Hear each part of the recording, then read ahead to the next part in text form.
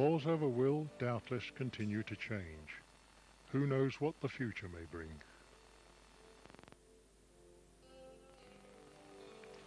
Important as they are, buildings alone do not make a town.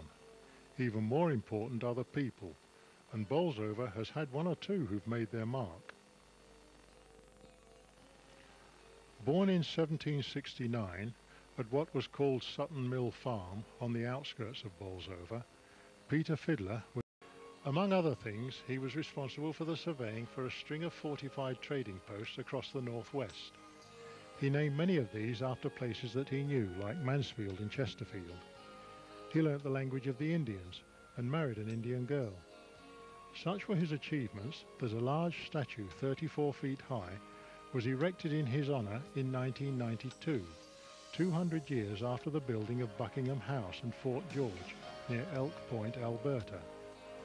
He did return briefly to Bolsover when his father died and built a house for his mother, but within a year he was back in Canada.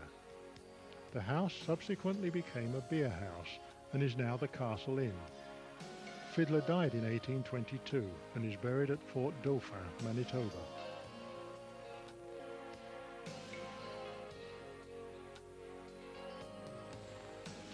Fred Kitchen was originally a farm worker in South Yorkshire and Nottinghamshire.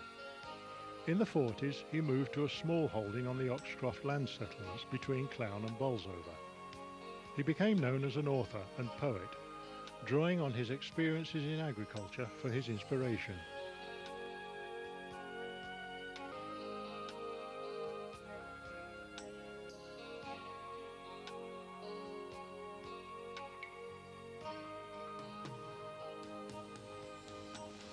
After retiring, he lived in Bolsover, and we see him here together with one of our Camera Club founder members, John Middleton, in a picture taken at a club portrait session.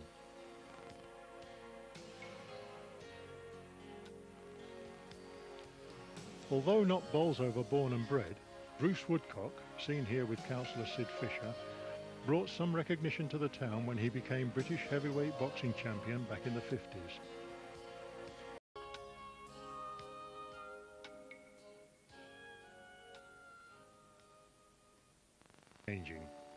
So, as we come almost to the end of part 1, we now take a nostalgic look at Bolsover's past, with some scenes taken over many years.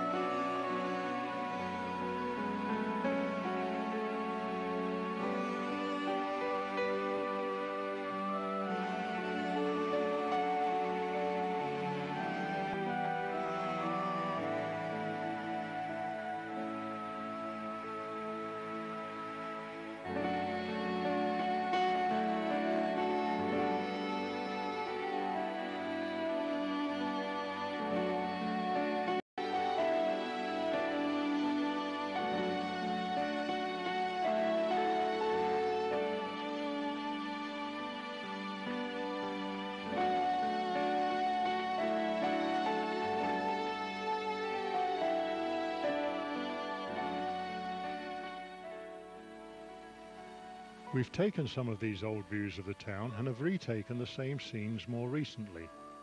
Local people might like to see if they can recognise the various locations before the modern view comes on the screen.